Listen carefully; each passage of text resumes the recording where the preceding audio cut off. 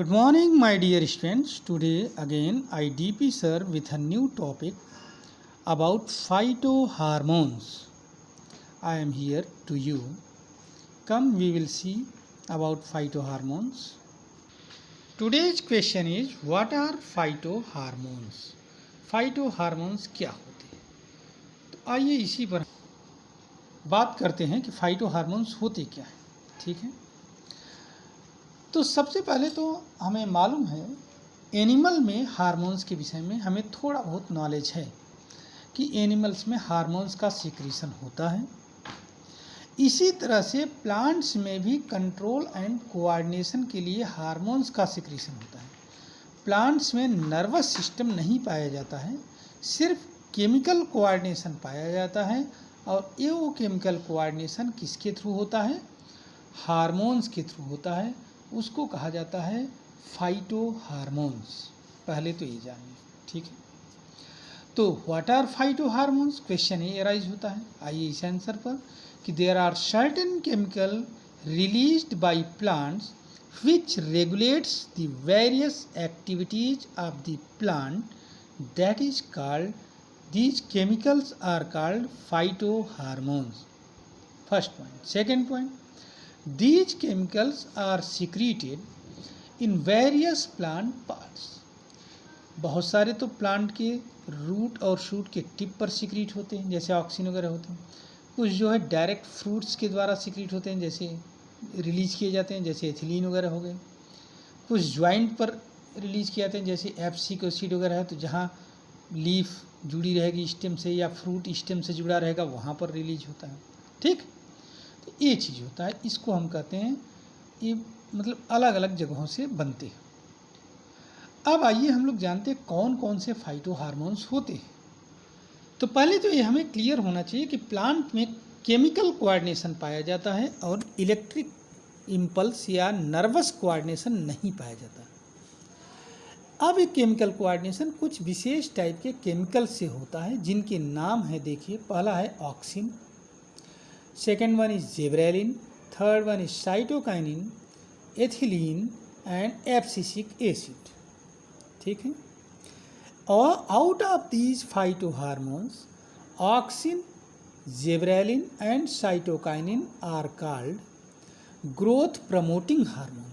इनको क्या कहा जाता है? ग्रोथ प्रमोटर या growth promoting hormone. Whereas ethylene and abscisic acid is called growth inhibitor या growth inhibiting hormone.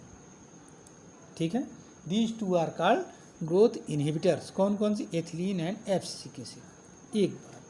Second point is, out of all these hormones ethylene is only gaseous hormone which is secreted by plants. Ethylene gaseous hormone है जो कि plants के द्वारा secrete किया जाता है. ठीक है, अब इनमें से कुछ हार्मोन्स के विषय में हम लोग जानने की कोशिश और करते हैं. जैसे ऑक्सिन के विषय में आइए जानते हैं क्या होता है. तो अगर हम ऑक्सिन को देखें तो ऑक्सिन ग्रोथ प्रमोटर होता है. ऑक्सिन या ग्रोथ प्रमोटर, और इसमें कई हार्मोन्स के नाम आते हैं केमिकली सेपरेटेड, जैसे इंडोल 3 एसिटिक एसिड IAA. देखिए ये नाम है. इंडोल ब्यूटायरिक एसिड IBA कहा जाता है. ये कुछ ऐसे हार्मोन्स हैं जो कि ऑक्सिन हैं, ऑक्सिन के केमिकल फॉर्म्स हैं, और इनका काम वही होता है जो ऑक्सिन का होता है, और एक chemically separated, chemically isolated. Second thing, ये जो ऑक्सिन हार्मोन है ये रूट और शूट के टिप पर बनता है. कहाँ बनता है? रूट एंड शूट के टिप पर फॉर्मेशन होता है, और इनका बिहेवियर भी रूट और शूट के लिए अलग अलग होता है. ये भी बात समझ में आया. तो अब इनके कुछ फंक्शंस हम देखते हैं. पहली बात तो growth by cell elongation. Cell elongation यहाँ नहीं होना चाहिए था, वास्तव में सेल इनलार्जमेंट करता है. क्या करता है? ऑक्सिन सेल इनलार्जमेंट का काम करता है, सेल को इलांगेट नहीं करता. असल में सेल की परमिएबिलिटी को बढ़ा देता है, जिससे ज़्यादा वाटर सेल के अंदर आने लगता है, और जब ज़्यादा वाटर आएगा तो इससे सेल ओवरऑल वॉल्यूम में बढ़ेगी. ठीक है, वहीं से सेकंड में इंक्रीज द सेल परमिएबिलिटी, इसी की वजह से सेल का वॉल्यूम में बढ़ना होता है, मतलब वॉल्यूम में बढ़ता है। Second thing cell wall relaxation, जिससे ये साइज में बढ़ सके। कुछ इंपॉर्टेंट कैरेक्टरिस्टिक हम जानेंगे, सारे नहीं लेंगे क्योंकि सारे में कोई फ़ायदा नहीं में, तो कुछ इंपॉर्टेंट जैसे देखिए ऑर्गन फॉर्मेशन, रूट और शूट के फॉर्मेशन में हेल्प करता है, ठीक है। एथिलीन प्रोडक्शन, एथिलीन हार्मोन के प्रोडक्शन में भी ऑक्सिन का बहुत बड़ा रोल होता है, ठीक है।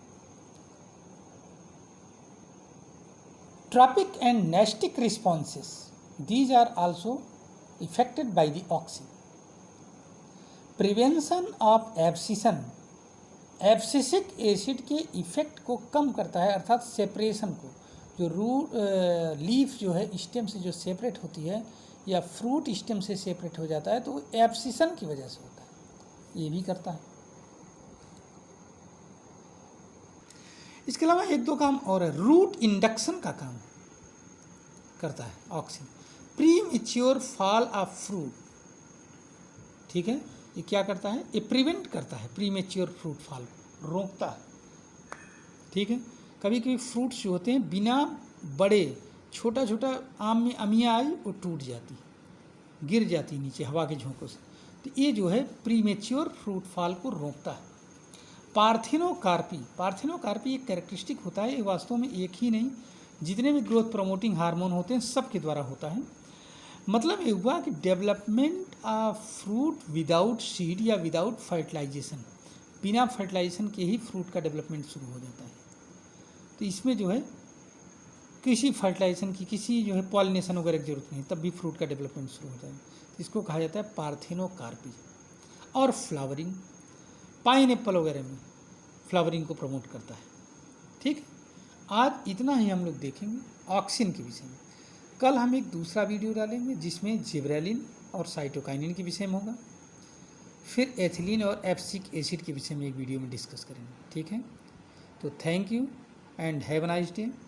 आप इस चैनल को सब्सक्राइब करिए बेल आइकन दबा करके, और हो सके तो शेयर करिए अपने साथियों में, जिससे कि सब लोग इससे लाभान्वित हो सके। अगर आपको ऐसा लगता है कि नहीं ये अच्छा है तो, ठीक है। Thank you.